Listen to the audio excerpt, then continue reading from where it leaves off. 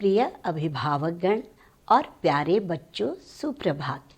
हिंदी साहित्य कक्षा 3 में आप सबों का स्वागत है।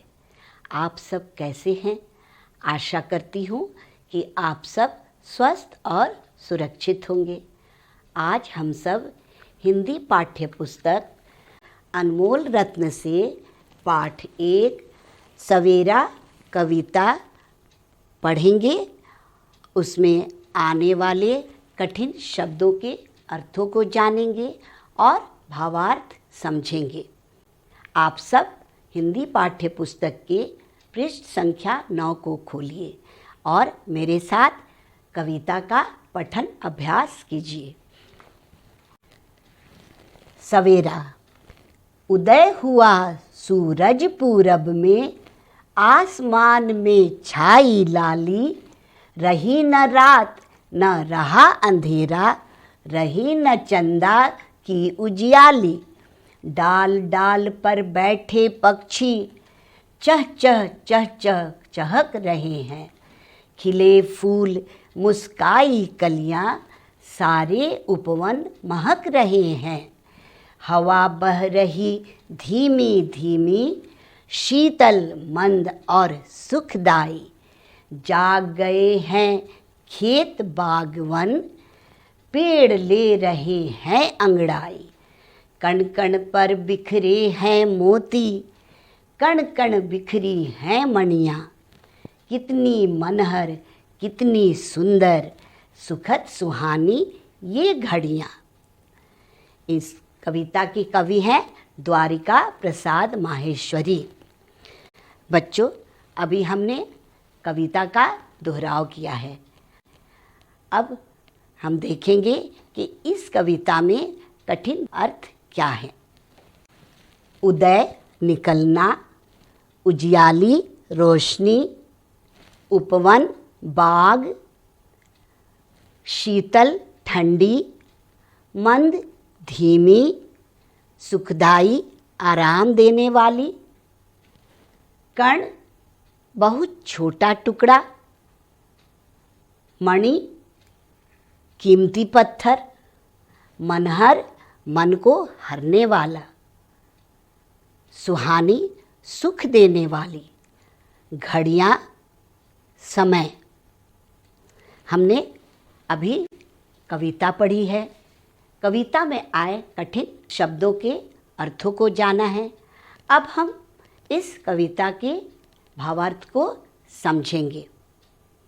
इस कविता के कवि द्वारिका प्रसाद माहेश्वरी जी सवेरा कविता में कहते हैं कि जब सूरज पूरब दिशा में निकलता है या प्रकट होता है तो आसमान में लाली छा जाती है। उस समय न रात रहती है और न अंधेरा रहता है और न ही चंदा की रोशनी दिखाई पड़ती है। सवेरा होने पर डाल पर बैठे पक्षियों के चहचहाने की मधुर आवाज़ सुनाई पड़ने लगती है। बाग में फूल खिल जाते हैं, कलियां मुस्काने लगती हैं, अर्थात बहुत सुंदर लगती है। सारा बाग फूलों की खुशबू से महक उठता है। प्रातः काल में हवा स्वच्छ और ठंडी होती है। धीमी धीमी बहने वाली ठंडी हवा सुख प्रदान करती है, अर्थात सुखदायी होती है। ऐसा लगता है मानो धीमी हवा से सारे खेत बाग और वन जाग उठे हैं। हवा के झोंके से पेड़ ऐसे हिलने लगते हैं मानो अंगड़ाई ले रहे हो। कवि कहते हैं कि जब ओस की बूंदों पर सूर्य की किरणें पड़ती है तो ऐसा लगता है मानो धरती के कण कण में मोती और मणियाँ बिखरे पड़े हैं। प्रातः काल का दृश्य रमणीय और मनोहारी होता है। यह सुहानी, सुख देने वाले और मन हरने वाला दृश्य होता है। बच्चों, इस कविता से हमें क्या शिक्षा मिलती है? इस कविता से हमें शिक्षा मिलती है कि हमें अपने जीवन को सुंदर बनाने के लिए हर प्रकार से प्रयत्न करना चाहिए। आइए अभी मैं इशारे के साथ एक्शन के द्वारा इस कविता को बोलूँगी और आप सब ध्यान से सुनिएगा और देखिएगा। सवेरा। उदय हुआ सूरज पूरब में, आसमान में छाई लाली। रही न रात न रहा अंधेरा, रही न चंदा की उजियाली। डाल डाल पर बैठे पक्षी, चह चह चह चह चहक रहे हैं। खिले फूल मुस्काई कलियां, सारे उपवन महक रहे हैं। हवा बह रही धीमी धीमी, शीतल मंद और सुखदाई। जाग गए हैं खेत बागवन, पेड़ ले रहे हैं अंगड़ाई। कण कण पर बिखरे हैं मोती, कण कण बिखरी हैं मणियाँ।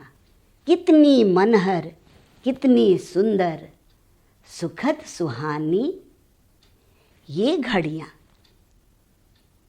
बच्चों, अब आप सब अपने स्थान पर खड़े हो जाइए और मेरे साथ इस कविता को इशारे के साथ बोलिए। सवेरा। उदय हुआ सूरज पूरब में, आसमान में छाई लाली। रही न रात न रहा अंधेरा, रही न चंदा की उजियाली। डाल डाल पर बैठे पक्षी, चह चह चह चह चहक रहे हैं। खिले फूल मुस्काई कलियां, सारे उपवन महक रहे हैं। हवा बह रही धीमी धीमी, शीतल मंद और सुखदाई। जाग गए हैं खेत बागवन, पेड़ ले रहे हैं अंगड़ाई। कण कण पर बिखरे हैं मोती, कण कण बिखरी हैं मणियाँ। कितनी मनहर कितनी सुंदर, सुखद सुहानी ये घड़ियाँ। आपके विद्यालय के वेबसाइट पर पाठ सवेरा का प्रश्नोत्तर और सभी कार्य भेज दिए जाएंगे। आप उन्हें मौखिक और लिखित रूप में अभ्यास कीजिएगा। कविता को बोल बोल कर और लिख लिख कर याद कीजिएगा। धन्यवाद।